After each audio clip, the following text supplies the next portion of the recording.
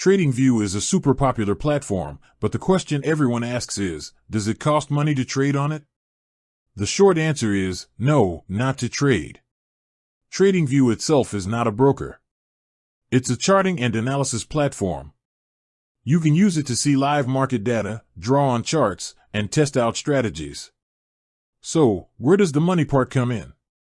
It's about how you use it. First, there are the TradingView plans. They have a free basic plan. It's a great starting point for beginners.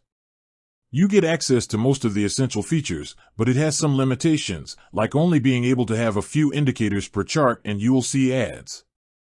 For more advanced features, like more charts, more indicators, and no ads, you have to pay for a subscription. They have different tiers, Essential, Plus, and Premium, each with a different set of features and a different price. Second, the actual trading fees themselves. When you're ready to trade with real money, you connect your TradingView account to a brokerage account. TradingView has integrations with many different brokers, such as Interactive Brokers, Forex.com, and others. The trading fees, commissions, spreads, and other charges are paid to the broker, not to TradingView. The cost to execute a trade depends entirely on your broker's fee structure. TradingView also has a free feature called paper trading. This allows you to simulate trading with virtual money.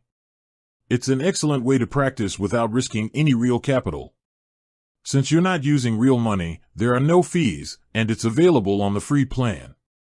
So, to wrap it up, you can use a free TradingView account to analyze the markets, and if you want to trade, you can do so through a connected broker. The cost of the trade itself is what you'll pay to the broker, not TradingView.